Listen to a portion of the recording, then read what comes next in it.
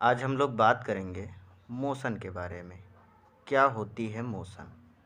Motion मतलब होता है गति।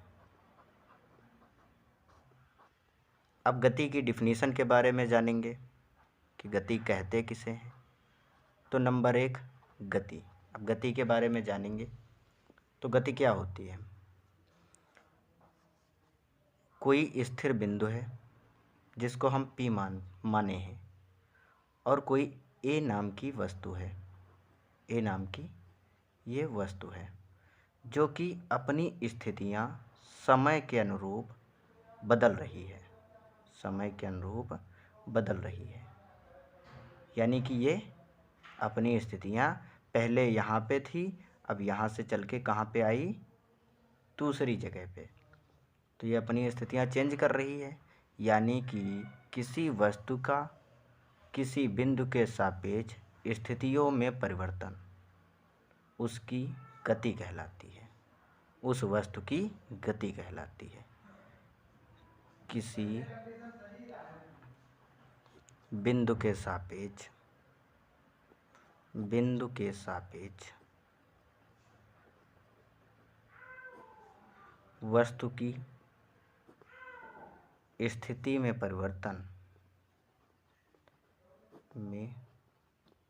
परिवर्तन क्या कहलाता है? गति कहलाता है। गति कहलाता है यानी कि मोशन कहलाता है। अब गति की 2 अवस्थाएं होती हैं। गति की कितनी अवस्थाएं होती हैं? गति की अवस्थाएं। तो गति की 2 अवस्थाएं होती हैं। नंबर 1 विराम की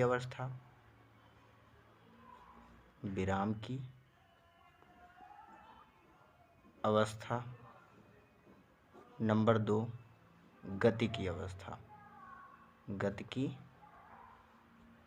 की अवस्था। आप लोगों को शायद साफ ना दिख रहा हो, लेकिन अब साफ दिखने लगा। चलो ठीक है। वो क्या है कि मोबाइल कैमरे से शूट करना थोड़ा कठिन होता है।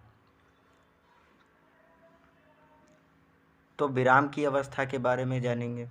अब वस्तु की विराम की अवस्था क्या होती है?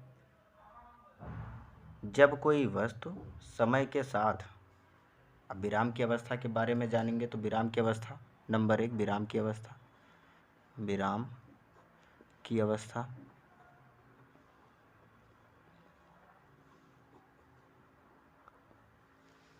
जब कोई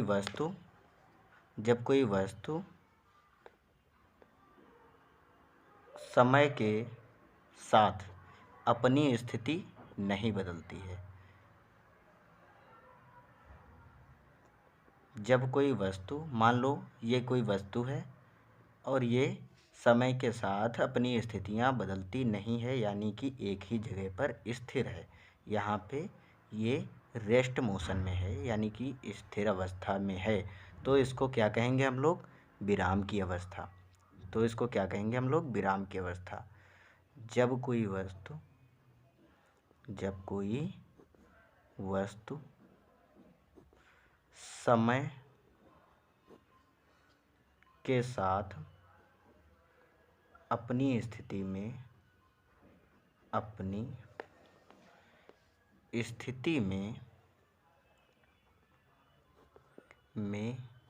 कोई परिवर्तन नहीं करती है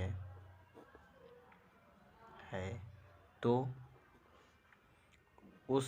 उसे उस वस्तु की विराम की अवस्था कहते हैं। वस्तु की विराम की अवस्था कहते हैं।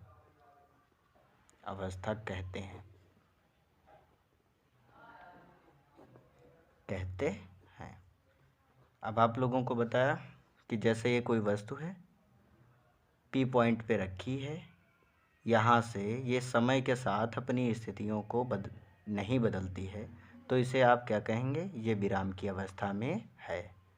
तो एक विराम की अवस्था में है। नंबर 2, गति की अवस्था। जैसे कि इसमें विराम की अवस्था में समय के अनुसार अपनी स्थितियाँ नहीं बदलती है, वैसे गति की अवस्था में क्या करेगी? अपनी स्थितियाँ बदलेगी। गति की अवस्था में क्या करेगी वस्तु? अपनी अवस्था बदलेगी, यानी कि अपनी स्थिति बदलेगी। तो मान लो ये कोई P वस्तु है और ये क्या कर रही है? मूव कर रही है, यानी कि गति कर रही है। ऐसे यहाँ से इधर की तरफ मूव कर रही है, ठीक है। तो इसको आप क्या कहेंगे? ये गति की अवस्था में है। ये समय के साथ क्या कर रही है? अपनी स्थितियों में परिवर्तन कर रही है। यहाँ पर मान लो 1 सेकेंड, यानी किसी सेकंड पे यहाँ पे थी, अगले ही सेकंड में यहाँ और अगले यहाँ, इसी तरीके से ये समय के अनुसार अपनी स्थितियाँ बदल रही है। जब कोई वस्तु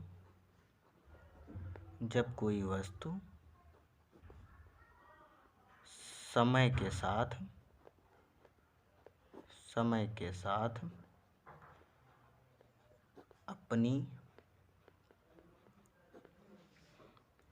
साथ अपनी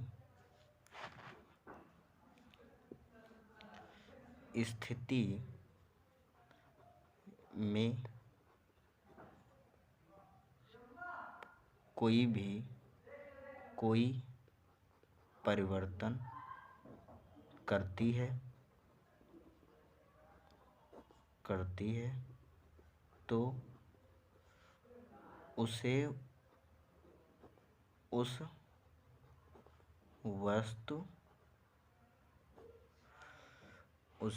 वस्तु की गति की अवस्था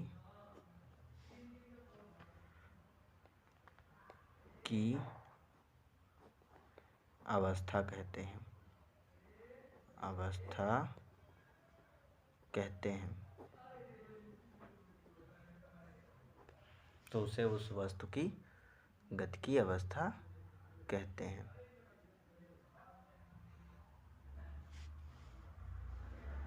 अब अगले स्टेप पे आते हैं। अब गति के बारे में अगला कौन सा स्टेप होगा? तो अगला स्टेप होगा गति की सापेक्षता।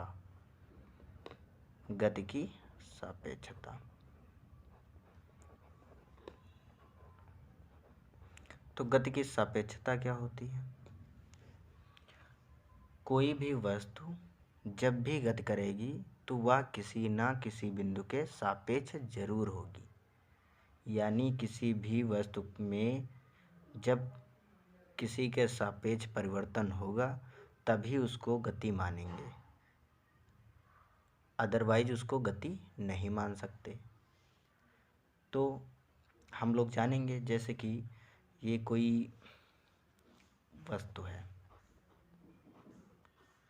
और यहाँ पे ये कोई बिंदु है, स्थिर बिंदु है, यहाँ पे एक। तो गति की सापेक्षता के बारे में क्या बताया मैंने कि जब कोई वस्तु गति करेगी तो वह किसी न किसी बिंदु के सापेक्ष होगी, यानी कि वो किसी न किसी बिंदु के सापेक्ष और जब मूव करेगी तभी उसको हम लोग गति कहेंगे, यानी कि जब स्थितियाँ परिवर्तित करेगी किसी न किसी बिंदु के सापेक्ष तभी उसको गति मानेंगे, अदरवाइज उसको गति नहीं मानेंगे। अब यहाँ पे मान लो ये कोई वस्तु है, ठीक है, और ये यहाँ पे एक बिंदु P है, यहाँ पे मान लो Q है और यहाँ पे कुछ और मान लेंगे यस है, ठीक है, और ये वस्तु है।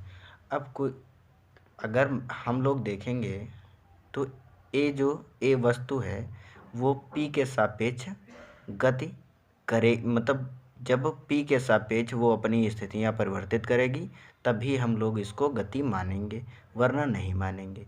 मान लो अब यहाँ पे ये P के सापेक्ष गति कर रही है, तब तो P के लिए इसकी ये स्थितियों में परिवर्तन गति मानेंगे। अगर Q के सापेक्ष इसकी स्थितियों में परिवर्तन नहीं हो रहा है तो क्यों के लिए इसको स्थिर ही मानेंगे। यही गति की सापेक्षता का नियम है। यानी कि यहाँ पे वस्तु का परिवर्तन किसी न किसी बिंदु, वस्तु की स्थितियों में परिवर्तन किसी न किसी बिंदु के सापेक्ष होना ही चाहिए। ठीक, अब अगला स्टेप आएंगे तो हम लोग बात करेंगे गति के प्रकार के बारे में। गति के प्रकार, गति के प्रकार मुझे लगता है लिख करके आप लोगों को बताना, टाइम को वेस्ट करना है। टाइम वेस्ट करना गलत बात होती है। यहाँ पे आप लोगों का डाटा खर्चा होता है, आप मेहनत करते हैं, यहाँ आते हैं पढ़ने के लिए, तो पढ़ेंगे तो वही बेटर रहेगा। अब लिखना क्या, मैं बोल दूँ, आप रोक करके या स्लो करके उसको, स्पीड स्लो करके उसको लिख लीजिए। ठीक है, अपने हिसाब से लिख लीजिए, वही बहुत है। तो गति के प्रकार, अब गति के कितने प्रकार होते हैं? तो नंबर 1, अब वैसे तो मैं ऐसे बताऊं तो 5 प्रकार होते हैं। जैसा कि ये 9th के सिलेबस में, कक्षा 9 के सिलेबस में जो है वो गतियों में प्रकार 5 प्रकार के बताए गए हैं। तो आप लोग 5 प्रकार की गतियां पढ़िए, फिर आगे आप फर्स्ट ईयर में अपने हिसाब से इसी का विस्तार रूप देखने को पाओगे। ठीक है, तो नंबर 1, रेखीय गति। अब रेखीय गति क्या होती है? अब किसी वस्तु की किसी सरल रेखा पर गति रेखीय गति होती है। अब आप लोग देखेंगे जैसे कि ये कोई वस्तु है, अब ये क्या कर रही है? अब नंबर 1 में डाल दूं यहाँ पे हेडिंग के रूप में, ताकि आप लोग समझ पाएँ कि क्या होती है रेखीय गति। रेखीय गति, रेखीय गति यानी कि लीनियर मोशन, यानी कि लीनियर मोशन, लीनियर मोशन। ठीक है, अब यहाँ पे नहीं आ रहा तो यहाँ लिख रहे हैं, बट आप लोग समझ लेना। तो ये हो गया लीनियर मोशन। तो लीनियर मोशन के बारे में, और रेखीय गति क्या होती है? तो देखिए, अब ये कोई वस्तु है, मान लो ए कोई वस्तु है, ये क्या कर रही है? ये क्या कर रही है? मूव कर रही है। ये क्या कर रही है? मूव कर रही है। तो ये किसी सरल रेखा पे मूव कर रही है। मान लो कि ये एक सरल रेखा मान लीजिए, और ये चल नहीं रहा पेन, चलो कोई बात नहीं, स्केच से बता देते हैं। तो ये कोई वस्तु है, ये क्या कर रही है? किसी सरल रेखा पर इस तरीके से, ये मान लो कोई सरल रेखा है, इस पर क्या कर रही है? मूव कर रही है। पहले यहाँ पे थी, फिर यहाँ पे आई, फिर यहाँ पे आई, फिर यहाँ पे आई, फिर यहाँ पे आई। जब ये वापस लौट के जाएगी अपने बिंदु पे, तो ये इसी प्रकार से पीछे की तरफ जाएगी। तो इसी को हम लोग क्या कहेंगे? रेखीय गति, यानी किसी सरल रेखा पर गति, या रेखीय गति कहलाती है। किसी सरल रेखा पर किसी वस्तु की गति रेखीय गति कहलाती है। ठीक है, जैसे कि जब गेंद को क्या करते हैं? जब गेंद को क्या करते हैं? ऊपर आसमान की तरफ उछालते हैं, तो इसको क्या हम लोग मानते हैं कि ये रेखीय गति है। जैसे ऊपर बॉल जाएगी वैसे ही वो नीचे उसी कंडीशन में नीचे आएगी। ठीक है, तो इसको हम लोग क्या मानेंगे? रेखीय गति, एक सरल रेखीय गति। फिर नंबर 2, एक समान वृत्तीय गति। नंबर 2 क्या होता है? एक समान वृत्तीय गति। तो एक समान वृत्तीय गति क्या होती है? एक समान वृत्तीय गति, एक समान वृत्तीय, तो एक समान वृत्तीय गति, एक समान वृत्तीय गति। अब इसको क्या, ये एक समान वृत्तीय गति क्या होती है? जब कोई वस्तु जो वृत्तीय पथ पर, अब मान लो ये कोई गोला है, गोला नहीं, वृत्त है। गोला दूसरी चीज़ होती है और वृत्त दूसरी चीज़ होती है। ठीक है, तो ये मान लो कोई वृत्त है। अब इस पे वस्तु क्या कर रही है, मूव कर रही है, ठीक है, वो भी एक समान चाल से, यानी कि समान चाल से क्या कर रही है, मूव कर रही है। पर सेकंड वो उतनी ही दूरी तय करती है हर स्टेप पे, सेम सेम, ठीक। तो क्या कर रही है, मूव कर रही है। तो इसको क्या हम लोग बोलेंगे, एक समान वृत्तीय गति, ठीक है। इसको क्या बोलेंगे, एक समान वृत्तीय गति। जैसे कि पृथ्वी की गति, फॉर एग्जाम्पल क्या है, पृथ्वी की गति, पृथ्वी की गति। अगर आप लोग डिफिनीशन लिखना चाहें तो आप लिख सकते हैं, मैं बोल भी दूंगा, तो आप लोग नोट कर लीजिए।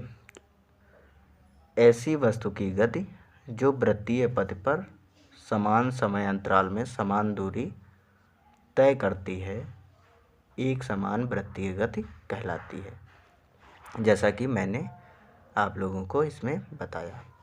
अब अगले स्टेप पे अगली परिभाषा क्या होगी, अगली तो नंबर 3, अनियमित गति। अनियमित गति, अनियमित गति, अनियमित गति।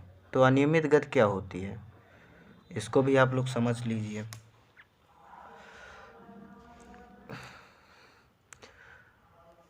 अब अनियमित गति क्या होती है, इसको तो हम लोग मानेंगे रैंडम मोशन, इंग्लिश में होता है रैंडम मोशन। ऐसे ही आप लोग एक समान वृत्तीय गति की भी इंग्लिश जान ले, यूनिफॉर्म मोशन होता है, यूनिफॉर्म सर्कुलर मोशन होता है, ठीक है। एक समान मतलब यूनिफॉर्म सर्कुलर वृत्तीय, ठीक है, मोशन गति, ठीक है। तो यूनिफॉर्म सर्कुलर मोशन, और अनियमित को मानेंगे इंग्लिश में मीनिंग जो होती है वो रैंडम मोशन होती है, ठीक है। आप लोग ये ध्यान रखना, इंग्लिश मीडियम वाले उस हिसाब से देखना, और जो हिंदी मीडियम वाले हैं वो इस हिसाब से देख लेंगे, अपना रैंडम मोशन इंग्लिश के हिसाब से देख लेंगे, ठीक है। क्योंकि अब अलग अलग लोगों को अलग अलग तरीके से पढ़ाना थोड़ा मुश्किल है, एक ही में सबका कंबाइंड तो ठीक रहेगा। तो यूनिफॉर्म सर्कुलर मोशन बता दिए, अब रैंडम मोशन बताना है, ठीक है। अब इसकी आप लोग डिफिनीशन लिख लीजिए। यदि किसी गतिमान वस्तु की दिशा में निरंतर परिवर्तन होता रहता है तो ऐसी गति को अनियमित गति कहते हैं। अब वैसे तो इसको हम लोग केमिस्ट्री में जिगजैग मोशन आप लोग पढ़े होंगे, तो कणों का जो कण होते हैं वो जिगजैग मोशन में इधर उधर अनियमित गति करते रहते हैं, उसी को हम लोग जिगजैग बोलते थे। ऐसे ही फिजिक्स में अनियमित गति, जब कोई वस्तु अपनी जो गति होती है उसको अलग अलग डायरेक्शन में मतलब परिवर्तित करती है तो उसे हम लोग अनियमित गति कहते हैं। अब मैं यहाँ पे करके दिखाऊं, जैसे ये एक वस्तु है, पहले इस डायरेक्शन में चली, फिर इस डायरेक्शन में चली, फिर ये इस डायरेक्शन में चली, फिर इस डायरेक्शन में चली। तो ये क्या कर रही है, यहाँ से मूव तो कर रही है, बट पहले इस डायरेक्शन में गई, फिर डायरेक्शन चेंज किया, इस डायरेक्शन में गई, फिर इसने डायरेक्शन चेंज किया और फिर डायरेक्शन चेंज किया। यानी इसने क्या किया, अपनी जो गति की दिशा थी उसमें परिवर्तन किया, इसीलिए इसको अनियमित गति बोले, ठीक है।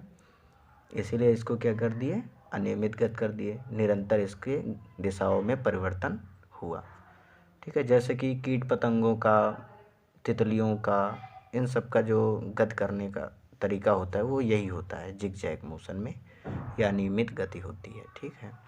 तो फॉर एग्जाम्पल आप लोग लिख लीजिए, तितलियों की गति,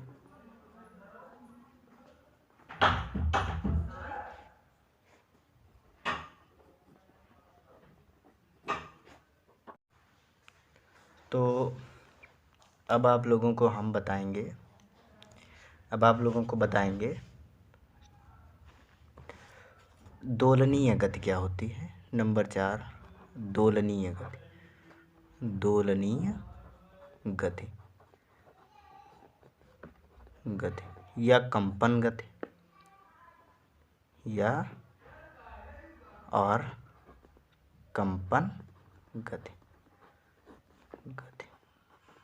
अब इसमें क्या होता है दोलनीय गति, हम लोग समझेंगे। जैसे कि कोई वस्तु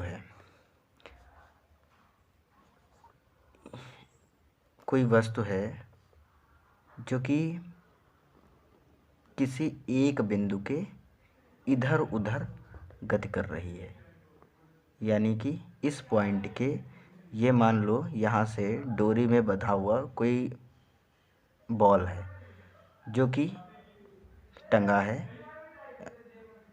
किसी माध्यम या किसी सहारे से, और वो क्या कर रहा है, इस तरीके से हिल रहा है या गति कर रहा है। तो पहले यहाँ पे आया, फिर यहाँ गया, फिर अब जैसे पहले यहाँ पे आया, ठीक है, ओके, फिर यहाँ से वापस फिर गया इधर की तरफ, वहीं पे, ठीक है। तो ये किसी एक स्थिर बिंदु के इधर उधर एक समान गति से गति कर रहा है, तो इसको क्या बोलेंगे हम लोग, दोलनीय गति। तो इसको क्या बोलेंगे हम लोग, दोलनीय गति। जैसे कि सरल, फॉर एग्जाम्पल सरल लोलक की गति, सरल लोलक की गति। अगर आप लोग लिखना चाहें इसकी डिफिनीसन तो आप लोग लिख लीजिए, यदि कोई गतिशील पिंड किसी निश्चित बिंदु के इधर उधर या ऊपर नीचे एक ही पथ पर गति करता है तो इसे हम लोग क्या कहते हैं, दोलनीय गति। अब देखो एक ही पथ है, इसी पे ये जो पिंड लटका है, ये क्या कर रहा है, गति कर रहा है। इस मेन पॉइंट के इधर उधर एक ही पथ पर गति कर रहा है, तो इसको हम लोग क्या बोलेंगे, दोलनीय गति। इस गति को क्या बोलेंगे हम लोग, दोलनीय गति। अब नंबर 5, घूर्णन गति क्या होती है। भाई देखो घूर्णन गति क्या होती है, अथवा वक्र रेखीय गति किसे कहते हैं, घूर्णन अथवा वक्र रेखीय गति। यदि कोई गतिमान वस्तु, चलो आप लोग डिफिनीशन लिख लो, यदि कोई गतिमान वस्तु एक वक्र रेखा में गति करती है, यदि कोई गतिमान वस्तु एक वक्र रेखा में गति करती है तो यह गति घूर्णन अथवा वक्र रेखीय गति कहलाती है, वक्र रेखीय गति कहलाती है। अब देखो जैसे कोई बाइक सवार होता है, अब इसको चलो नोट कर लें, हेडिंग डाल दें, तो ये घूर्णन गति, घूर्णन गति, घूर्णन गति। तो जैसे कोई वस्तु होती है या पिंड होता है, जब किसी वक्र पर गति करता है, मान लो कि ये वक्र है, इसको कर्व बोलेंगे, कर्व, ठीक है, या इस तरीके से मान लो, तो इस पर कोई वस्तु अगर गति करती है तो इसको हम लोग क्या बोलते हैं, घूर्णन गति। ये वस्तु है और इस पे ये क्या कर रही है, मूव कर रही है, तो इसको हम लोग क्या बोलेंगे, घूर्णन गति, ठीक है, ओके। तो हम लोग क्या बोलेंगे, घूर्णन गति। तो परिभाषा आप लोगों को बता दिए हैं कि परिभाषा क्या होती है इसकी, या डिफिनीशन क्या होती है। यदि कोई गतिमान वस्तु एक वक्र रेखा में गति करती है तो इसको क्या बोलते हैं, घूर्णन गति, ठीक है। जैसे कि बाइक सवार की गति, या लट्टू का घूमना, या कि घूमते हुए लट्टू की गति, ठीक है। तो ये हो गई वक्र रेखीय गति।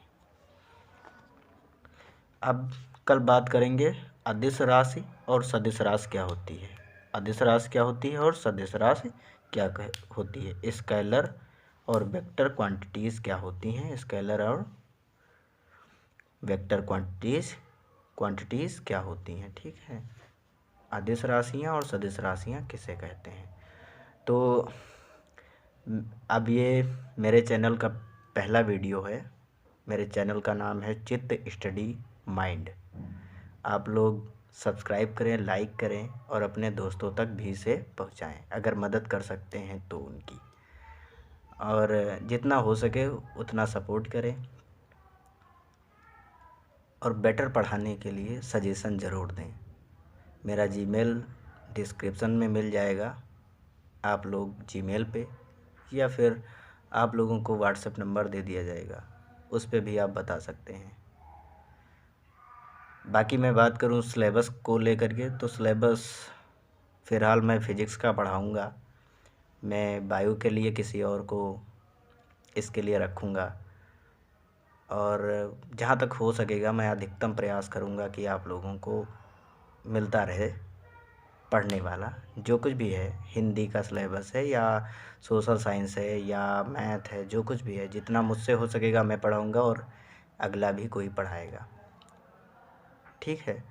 और अगर आप लोगों को नोट्स चाहिए तो उसके लिए आपको थोड़ी सी मेहनत करनी पड़ेगी।